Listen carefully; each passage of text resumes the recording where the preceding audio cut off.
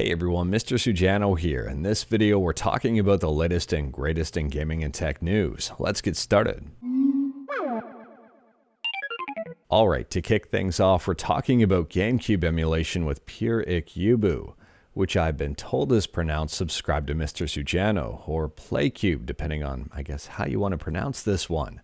And PlayCube just got a brand new update. Now this emulator has been very active, and at the time of filming here, version 1.5 is the latest update.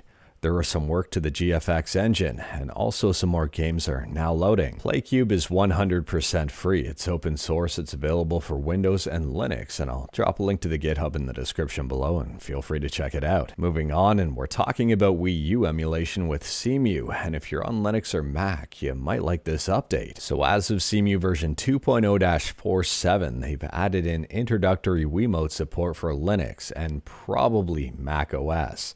I don't have Mac OS, so I can't test this one out, but if you have, let me know in the comments below. It's worth pointing out that some changes are still on the way, so be patient here. And furthermore, on CEMU's official website, it still says you need Windows 7 or above in order to use the emulator, so Linux and Mac OS are still considered experimental. But if you are interested in them, I'll drop a link to the GitHub in the description below, and you can pick them up and try them yourself. As for CEMU on Android, at this point in time, CEMU does not exist on Android. There are no Android builds out there. If you see a CEMU APK, it's 100% fake. Although CEMU is open source, don't hold your breath for a port on Android anytime soon, if ever. This is the latest we've got to go on. There is no Android port. There's a version that doesn't play games that was compiled on Android for Intel. There's no full way forward for Android on ARM until a whole bunch of other work is done first. That's also in progress. Check back in a year or so. So I guess the moral of the story on that one is as soon as I know more, you'll know more. And speaking about knowing more, next up we're talking about PlayStation emulation on PC with Duckstation, and Duckstation just got a brand new rolling release. There's a whole bunch of changes here, including one that says support loading parent and Delta CHDs. I could be wrong, but this could be good for ROM hacking and game modding. And speaking about modding, next up we're quickly talking about something that I don't talk about near enough, and that's Minetest. If you haven't checked out Minetest yet, I don't know what's stopping you. It's a free and open source voxel game engine. It plays very similar to something like Minecraft.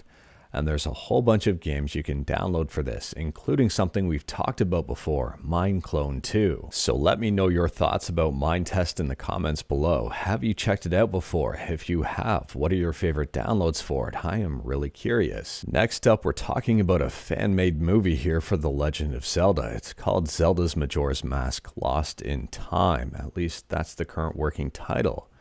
This trailer was unveiled a couple of years ago, but we've got a small update. So according to the description on the latest YouTube trailer, it says it's almost done now and it will release in the coming months. So this is something you may want to pay attention to, and I guess this is kind of a big update. I am very excited to see this fan project come to fruition. Next up, we're talking about Linux and ProtonDB, and if you use ProtonDB, and I highly recommend it, it just got a real nice quality of life update.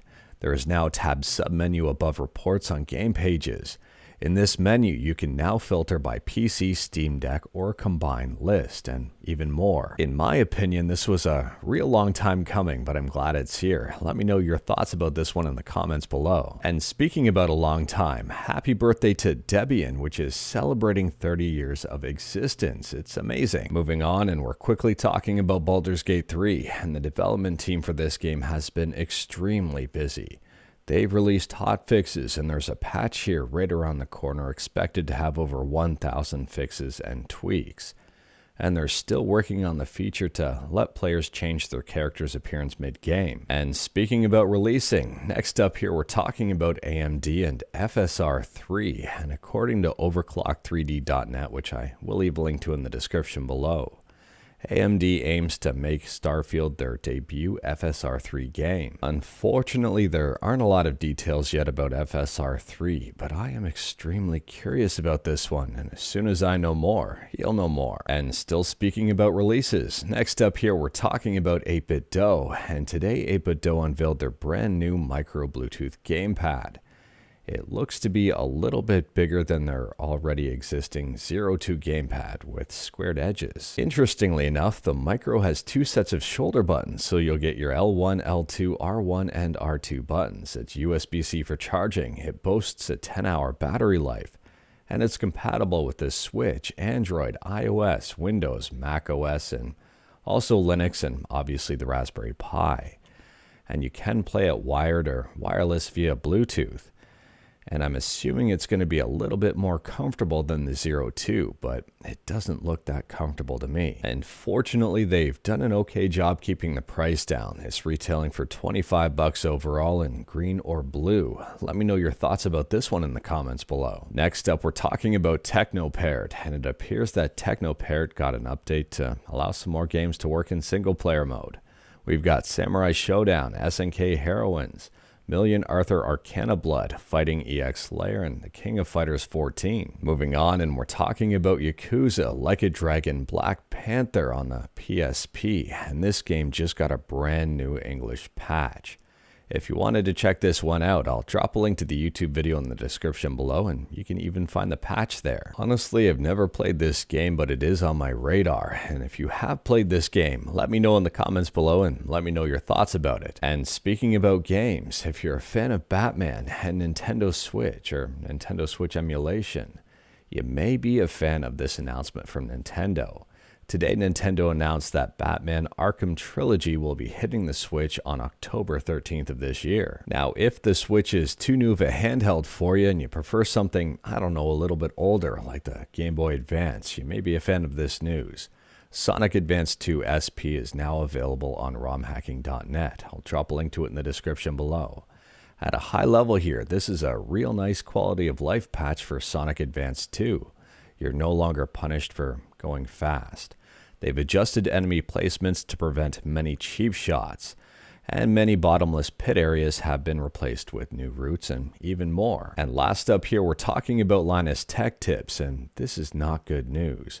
A few days ago, we talked about Gamers Nexus and how they called out Linus Tech Tips for a whole bunch of different things in a 44-minute video. Anyways, there was a response to that video, and Gamers Nexus called them out again, and that led to a pretty big apology video from Linus Tech Tips. So I'll drop a link to this in the description below, and feel free to check it out. But it appears that Linus Tech Tips is taking a little bit of a break from producing any videos for the next little bit while they figure things out behind the scenes. Unfortunately for LTT, the apology video isn't being overly well received by everybody. Some people are pointing out that they made sponsor jokes and they may not be taking the apology seriously. I would argue that it was a serious apology, but it could have used some fine-tuning in terms of delivery.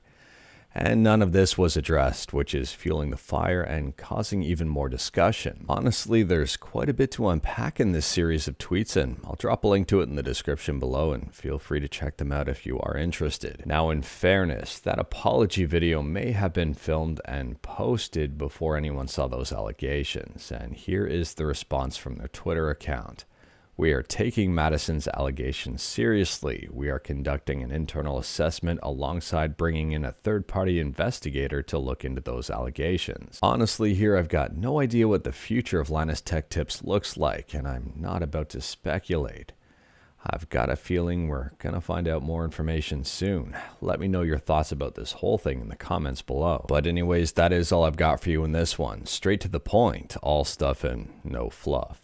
We talked about a bunch today. Let me know your thoughts about absolutely any of it in the comments below.